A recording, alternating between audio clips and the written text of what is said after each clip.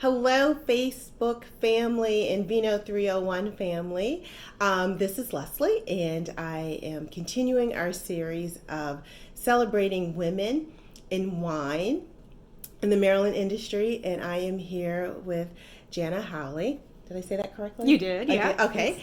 And thank you so much for being here today. I really appreciate it. Thanks for having me. And so we've been recently interviewing winemakers, owners of vineyards, and Jana has a different and a unique perspective that I can't wait to share with everyone.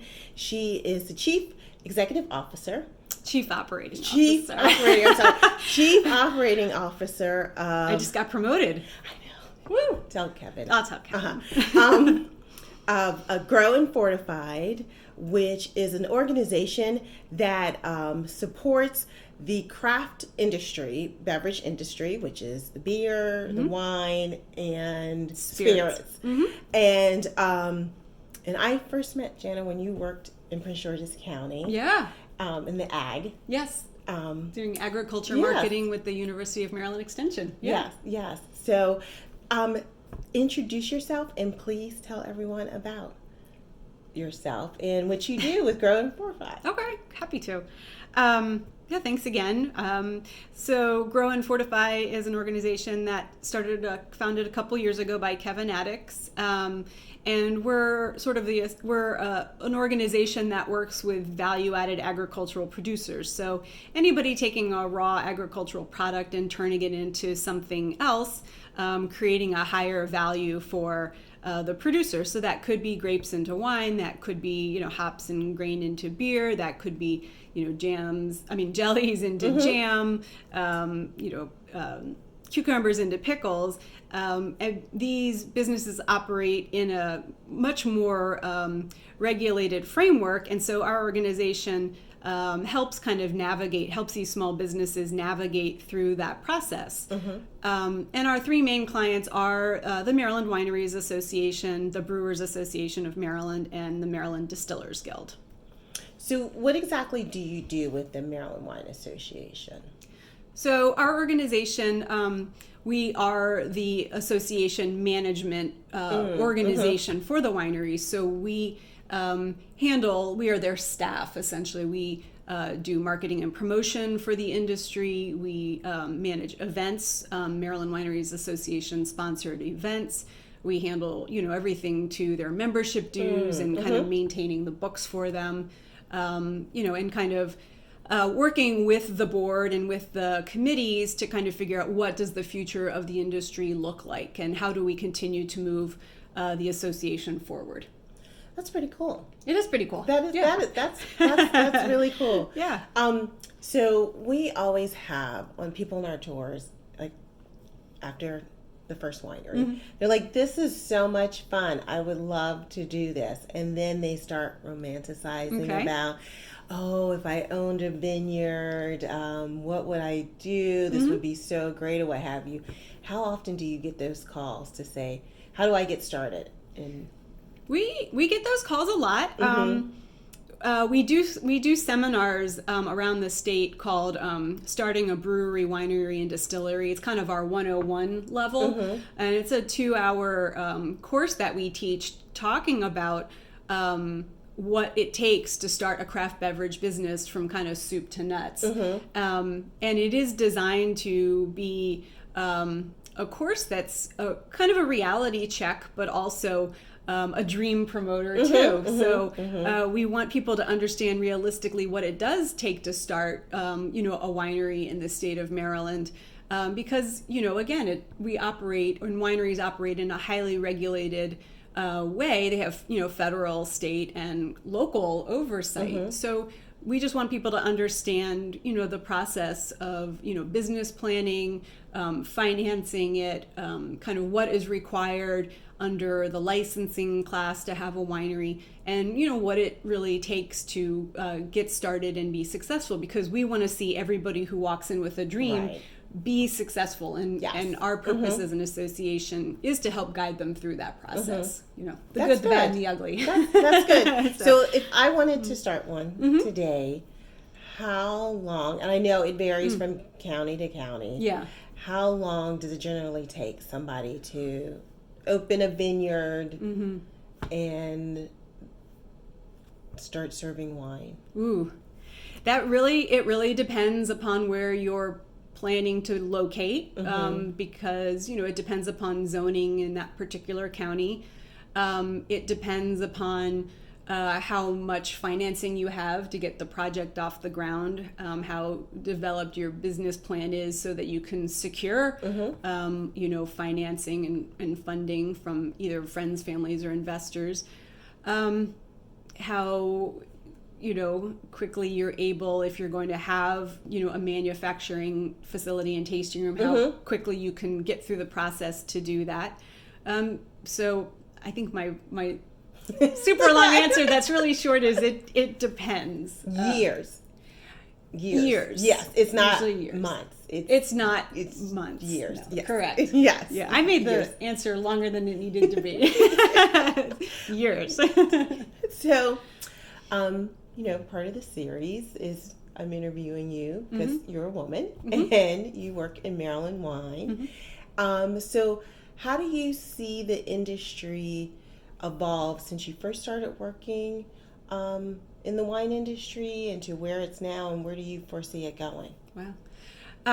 So I was fortunate enough to get involved with the industry, I think, starting mostly when I worked in Prince George's County with the University of Maryland Extension and helping some of the wineries get started up there. And I was really privileged to be able to do that, to really see, and support their process.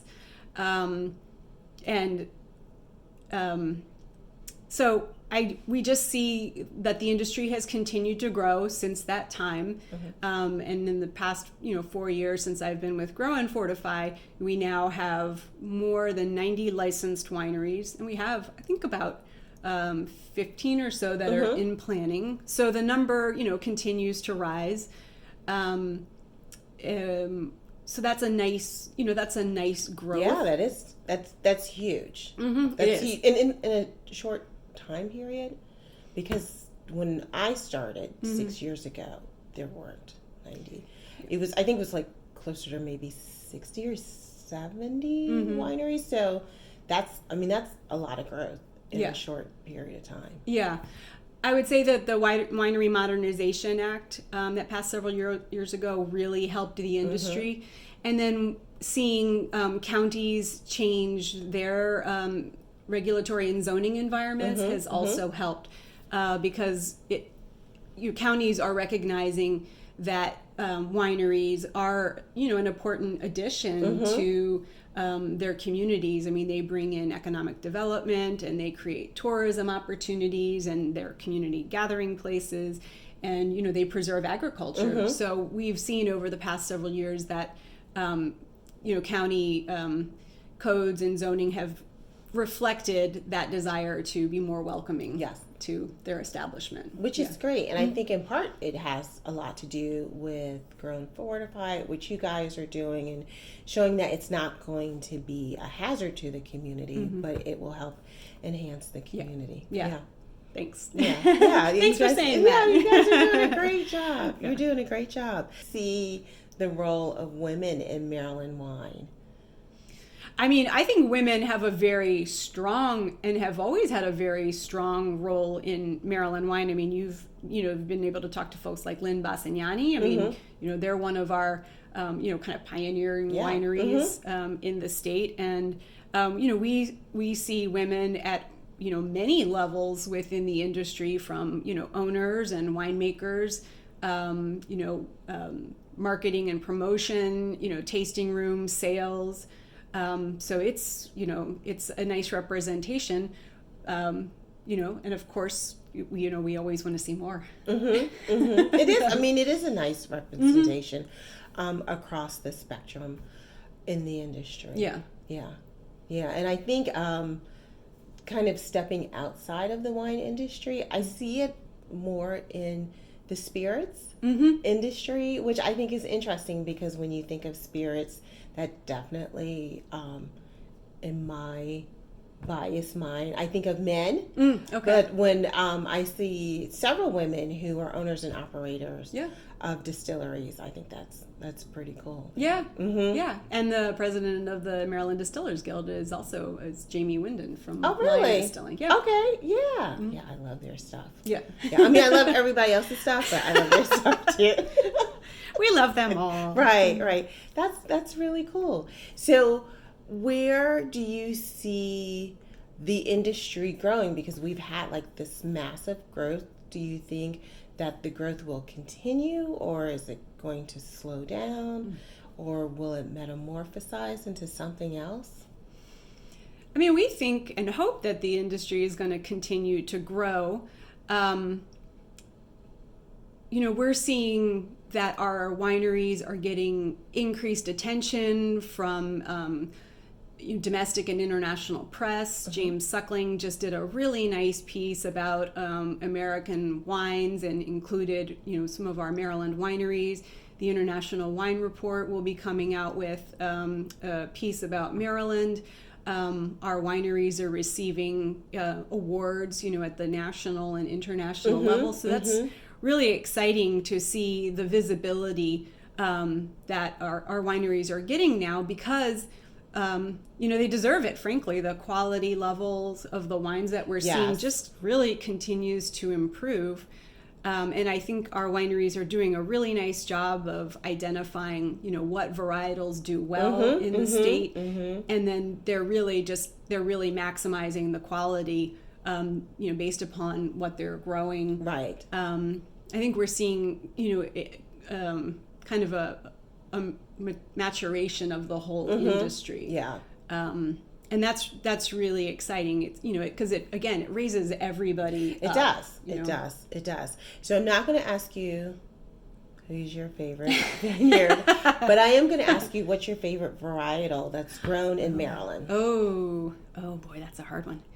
I'm a very big fan of Cabernet Franc, and I'm really loving the Petit Verdot that I'm seeing. Oh my God, me too. Okay, can I geek out for a second? Sure. That is one of my favorite varietals, and that and a Tannat. You could knock me over with those two, and I'm glad that it's doing well here, and that it's not just being used as a blending grape anymore, that it is standing up by itself. I can't wait to see that. Yes. And it, again, that just shows that the industry is, maturing and really identifying and giving the grapes time to sort of see how they best express themselves. Right. And I think our wineries are becoming less afraid of also taking out stuff that doesn't do well. It's also really been cool to kind of see, I would say, sort of the maturation of the hybrids too, Chambourcin and Vidal Blanc, just the expression of them has really gone out of the water. It started here, but it really is here. There are some really nice, and I keep on using really, but well crafted Chambourcins. That you could serve with a lot of meals, and it would be a great compliment to it. It just would not be your fun sip on the porch type of drink. It's a serious varietal that you could have at a Thanksgiving meal and be pleasantly surprised with it and happy. Yeah, absolutely. I mean, it's I think it's just everybody. It's both the growers and the winemakers really, just capturing the potential of those varietals. And people aren't always familiar with them, that makes it even better in some ways, because they're these amazing quality, wines, and people are they're discovering them. They're I discovered this thing called Chambourcin and Vidal Blanc. And you get to feel, I think as kind of consumers are becoming more adventurous, they're not afraid to try those things that aren't so familiar. Yeah. So. Yeah. Oh, those are good. So we have similar wine tastes. Yeah. So we should go out and have some wine together. So thank you so much. And I appreciate, I know people who are watching this video are saying, "Oh, their faces are going in and I know, out." sorry. Your hair looks great. Oh, thanks. And I apologize because I had some technical difficulties, so we're shooting this on my camera phone. So thank you for hanging in there with me, and I appreciate you taking time to chat with me today. Oh, well, thanks for the time to, giving us the opportunity to highlight Maryland wine and our Maryland winemakers and our growers. Thanks. Have a good day. You too. Take care, Facebook family and Vino 301 family, and I will chat with you later. Bye. Bye.